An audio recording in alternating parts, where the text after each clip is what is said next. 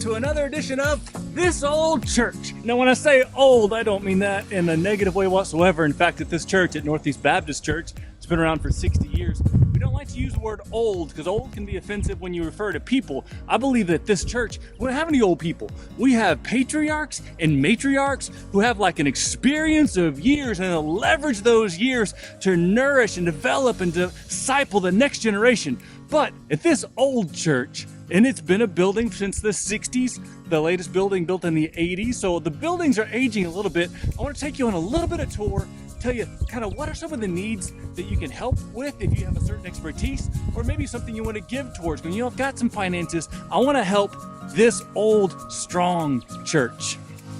Got lots of air conditioners at the church, a few of them giving us a little bit of trouble. Got some rot in the cross beam of the swing set can need some attention. There's plenty of sidewalk that needs to be power washed, and it's pretty therapeutic. We've got the power washer at the church if you want to use it. And then there's also plenty of spots on our sidewalks that really need some repair, so if you've got some experience there, that'd be helpful. With all our trees, there's always sticks to pick up. Got some outdoor trim that needs a second coat of paint. Got a drain that needs some attention. Some ground cover ivy and leaves need to be trimmed back and collected. The Fellowship Hall building, built in the late 60s, has lots of wood trim that's rotting and some of the window panes that need to be recaulked and eventually really replaced. A couple of times recently walking into the Fellowship Hall, the first step was a squishy step because it's been flooding. So we've remedied some of the issues, but we still need some more work. There's some drains that need a plumber. Here's a pile of tree branches. I would love it if someone would haul them off, or if you've got some funds you want to donate to renting a tree chipper, man, we'll just mulch all those things up. Because we have so many trees on our grounds, it's always interesting after a stormy night to know, okay, which tree crashed, what branches came down. So all the trees really need to spend some time getting trimmed up, getting healthy, and some of them just need to come on down. This wood paneling on the upper Fellowship Hall area needs a fresh coat of paint desperately. And railing needs painting. Along the curbs and the fence line, we need to weed eat the weeds and the tall grass. Thankfully, someone uncovered the fire hydrant that you could almost not see recently because the weeds were so tall. Our garage is fully functional, but would look so much better with the patch job. The parking lot is going to be one of those big investments, but the sooner we get it done, the less expensive it will be and the more money it will save us in the long run. Going forward out of a season where we haven't been using a building for a lot of weeks, a lot of months, for many of us, like me included, this is the longest I've ever gone like in a row missing worship services together. And I know we're gathering together online, and that counts too. So don't think that your perfect attendance gets ruined in heaven if you didn't get to be in the physical building. But does God still want us to have physical buildings? Are they important to God? I believe yes. One is because in the Old Testament, God had the people very deliberately, with great detail, according to his instructions, build a temple. Not that he needed a place to live, but so that we would have a place to connect with him, kind of set apart, sanctified, if you will. Sanctified means set apart. So a building that was set apart for something.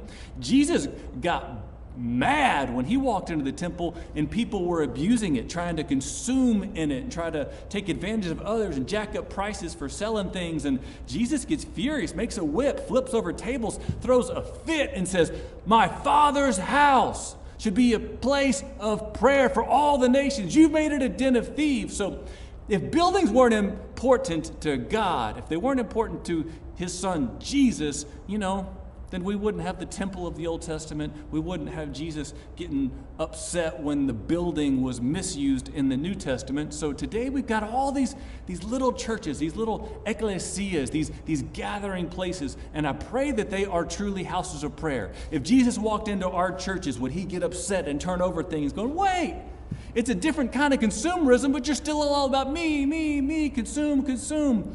And you get what you want from this church because you like the music, and then you go to that church because you like the preaching, and you go to that church because you like the children's ministry, and you go to that church because you want to go where nobody knows your name, and you can just go in and not be asked to do anything.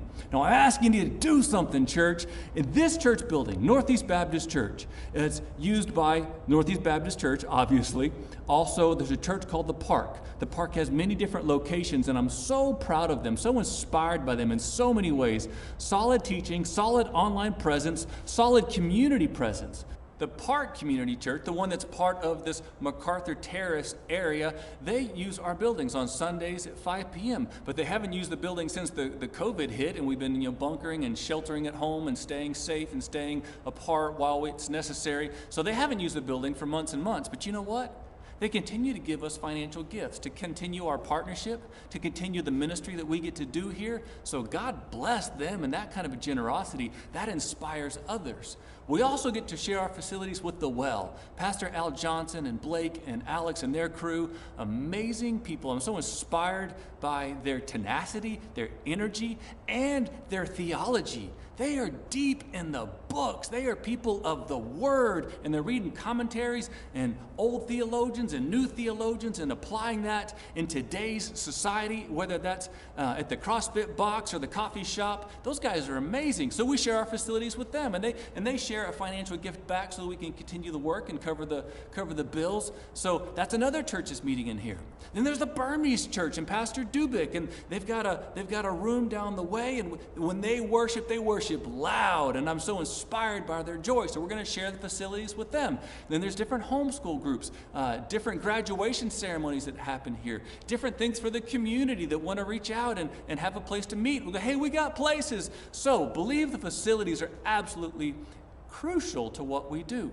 And if God decided to just do away, like just strip everything down, no facilities, it would not be the end of the church whatsoever, because the church is not a building. It is the people, the ecclesia, the called out ones, not just the called out buildings. So we are set apart. We are sanctified for something. That something is that we would love God and love each other.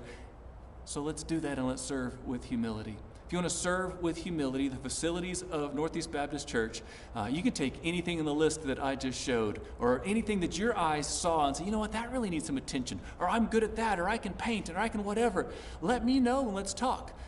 If there's some that you want to give financial gifts just directly to that, you can give online. You can designate that to the building and grounds, or you can mail the checks into the church office, or we'll be meeting again. So we've got the offering giving boxes on the walls, and you can put on the offering envelope just that goes towards the buildings if there's anything that you want to help. And I want to say thank you, especially as I sit in the sanctuary, that you gave over $15,000 towards technological upgrades. One first-time guest, first time he'd ever stepped foot in this church was on a Sunday, and I just talked about some of the media needs, and we needed a new projector to project onto the big screen. It's going to be about $5,000.